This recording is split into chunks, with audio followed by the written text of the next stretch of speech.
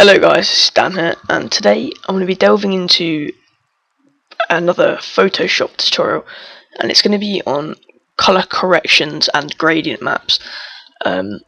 So I've just got this image here, and it's just I've just quickly made this nature CC, which is a color correction. So this is a standard image, and just by applying a curve and two gradient maps, you can get really awesome effects which sharpen the image a lot and make it look a lot more realistic or a lot more vibrant. So I'll quickly be teaching you how to use gradient maps and all sorts, including curves and some levels and exposure. So if we just quickly apply a gradient map, this is the sort of first thing you want to do. I've got tons of gradients, which are all really useful. Probably one of the ones I'm going to use for this one is this pastel gradient I have here. I'm going to set this to overlay. Straight away you can see it makes a massive difference. So set this to 40%, seeing as it is so bright, actually 30%, like so. I'm then going to apply a second gradient where I'm sorry guys, but I won't be able to give these gradients away though for free.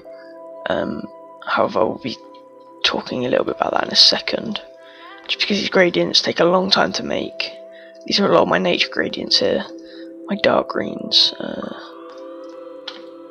trying to think of one that I could use. I'm going to use this one here, and I'm just going to set this to overlay as well and bring the opacity down substantially.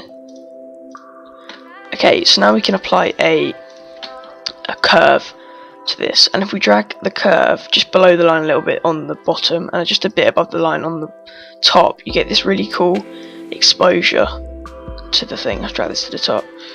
As you can see, it makes quite a lot of difference. And then also the same with the levels, which is this like sort of static line.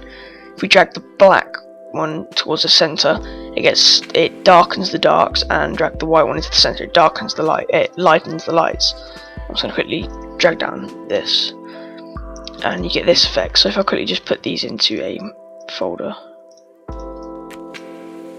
like so, you can just see the difference here. So this is our first one we just made now, and this is our second one. So they're pretty much similar, and they both completely drastically change the image and make the image look a lot better.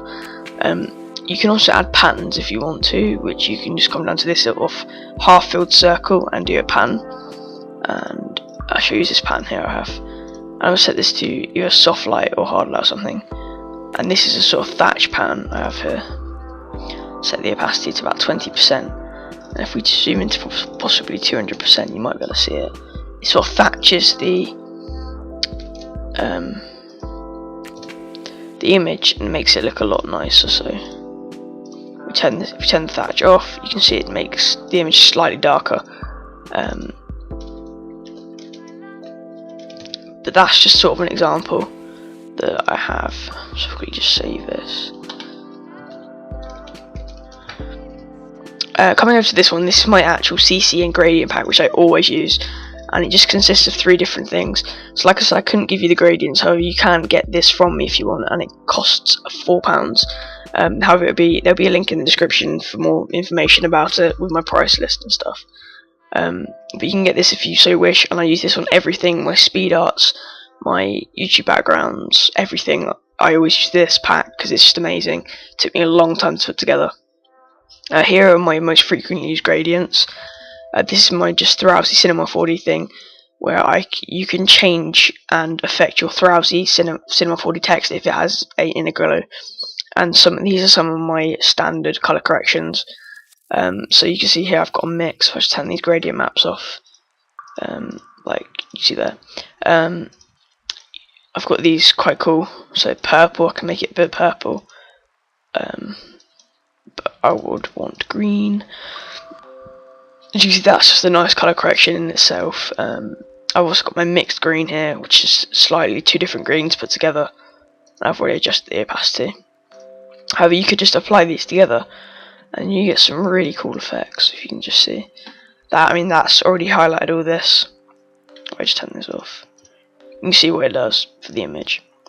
So this will be in, there'll be a price list in the description, which is a Google Doc, to get this colour correction pack if you want it. I mean, it's really cheap. £2 isn't much money at all.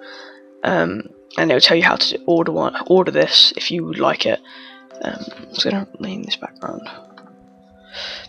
However, I hope this tutorial has helped you guys out in some way. So it's just mainly colour corrections are composed of gradient maps, curves, and levels, as well as exposure, hue, saturation, loads of other stuff. Pretty much most of these adjustments you can use a colour correction will contain. However, I hope this has helped, guys. Please like and comment on the video if you're stuck on something or you need help, and subscribe for future videos.